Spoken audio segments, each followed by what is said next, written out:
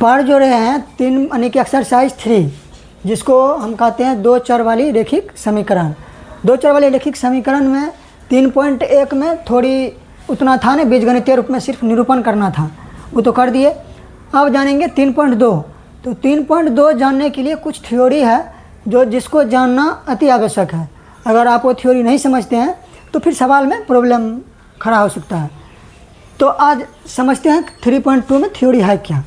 3.3 में थ्योरी है कि अगर कोई 2 रेखिक समीकरण दिया गया है, क्या चीज़, कोई 2 रेखिक समीकरण दिया गया है, जैसे मान लेते हैं, माना कि एक समीकरण a1x b1y बराबर c1, एक समीकरण अगर मानते हैं a2x b2y बराबर c2।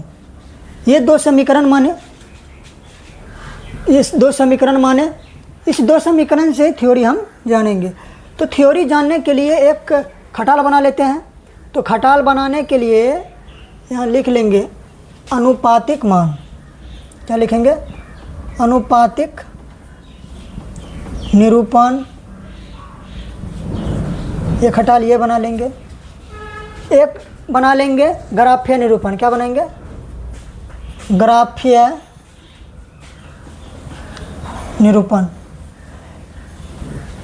एक लिखेंगे बीजगणितीय निरूपण। क्या लिखेंगे? बीजगणितीय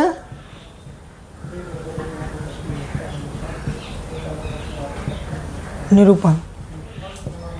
जो 3.2 के क्या, ये पूरा एक्सरसाइज 3 एक्सरसाइज के लिए बहुत भी इम्पोर्टेंट है, क्योंकि इससे सवाल जो है अगर सब्जेक्टिव पूछे कि ना पूछे उसका तो कोई बात नहीं, लेकिन ऑब्जेक्टिव कम से कम 2 से 3 ऑब्जेक्टिव सिर्फ इस थ्योरी से पूछता है। तो इसलिए इसको जानना अति आवश्यक है। तो ये आखिर होता क्या है? होता क्या? अगर a1 बटे a2, इससे हम निकाल सकते हैं क्या चीज़? a1 निकाल सकते हैं। अच्छा, x का गुणक जो है क्या होगा? a1 होगा, a2 b1 होगा और c1, a2 b2 c2, ऐसे होता है। अगर a1 बटे a2 बराबर b1 बटे b2, अगर ये बराबर नहीं होता है तो क्या होगा? तो अगर ये बराबर नहीं होता है तो ये कहलाएगा प्रतिच्छेदी। इसको जो हम ग्राफ पे दर्शाएंगे तो एक दूसरे को क्या करेगा? प्रतिच्छेद करेगा। तो इसको क्या कहेंगे? प्रतिच्छेदी। क्या कहते हैं? प्रतिच्छेदी। अगर प्रतिच्छेदी है, इस तरह का है, तो इसमें पूछेगा इसका कितना हल होगा? तो केवल एक हल होगा। कितना होगा? केवल एक हल, या इसी को कहते हैं अद्वितीय हल। क्या कहेंगे? अद्वितीय हल। अगर अगला कंडीशन है क्या? अगर a1 बटे a2 बराबर b1 बटे b2 बराबर c1 बटे c2 आ जाए, तब क्या होगा? अगर a1 बटे a2 b1 बटे b2 बराबर c1 बटे c2 आ जाए तो ये होगा संपाती। क्या होगा?